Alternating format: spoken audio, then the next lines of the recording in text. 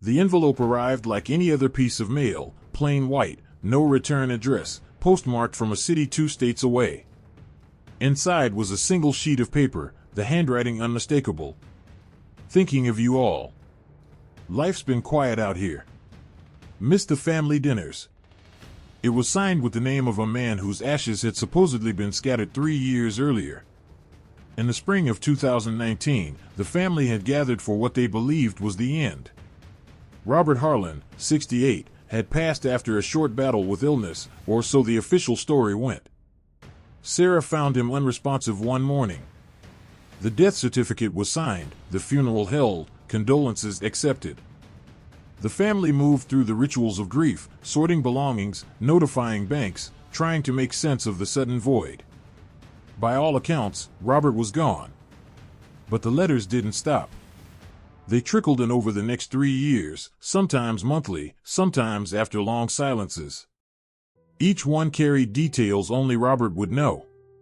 The old fishing spot where he taught his grandson to cast a line. The specific way his late wife made coffee. A joke about the neighbor's loud dog that had died years before. The postmarks varied, always from different small towns, never the same place twice. The paper smelled faintly of cigarette smoke, just like his clothes used to. Sarah initially thought it was a cruel prank. She showed the first few to her brother, Michael. He turned pale. "Dad's handwriting," he whispered. "The loop on the G, nobody else does that." They debated going to the police, but what would they say? Their father was legally dead. The medical examiner had confirmed it. Challenging that meant reopening wounds they had barely closed. As the letters continued into 2020, the confusion deepened into something darker. One letter mentioned a recent doctor's visit, the heart's holding up better than expected. Doc says the new meds are working. Robert had complained of heart issues before his death. Another referenced a family argument from Christmas 2018 that no outsider could have known about. The tone was warm, almost apologetic. As if Robert sensed the pain he had caused but couldn't bridge it. Investigators later pieced together a timeline riddled with contradictions. His supposed illness had been vague. No hospital records matched the full story. The death certificate listed natural causes, but the attending physician had limited interaction with the family. Sarah had handled most of the paperwork, citing her father's wish for a quiet end. Benefits continued flowing into accounts linked to the family. Mail for Robert kept arriving at the old address. Catalogs. Renewal notices. Occasional personal notes. Michael noticed the deposits. He rationalized them at first. Dad would want us to have this. But the letters gnawed at him. Why send them if he was gone? Or worse, what if he wasn't? Forensic analysis of the letters revealed subtle anomalies. Ink variations suggested different pens over time.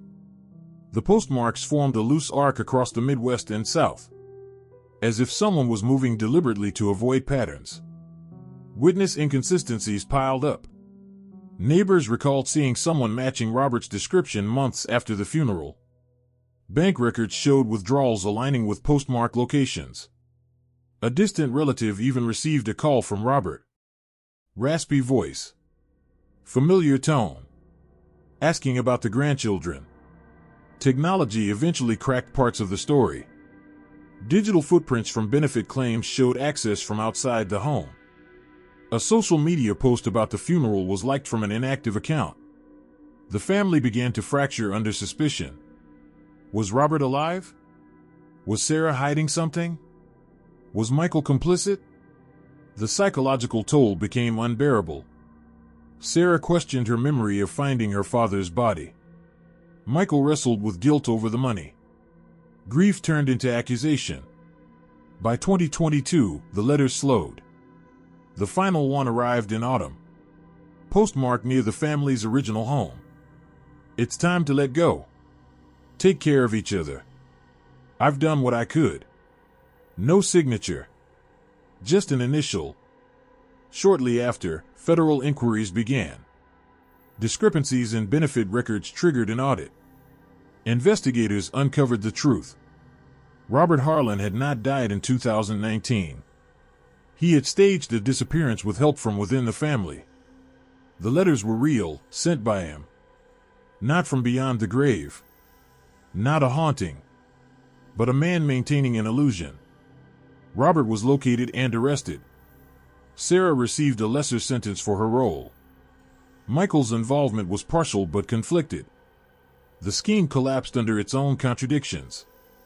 Financial desperation, family loyalty, and deception maintained long enough to become a second reality.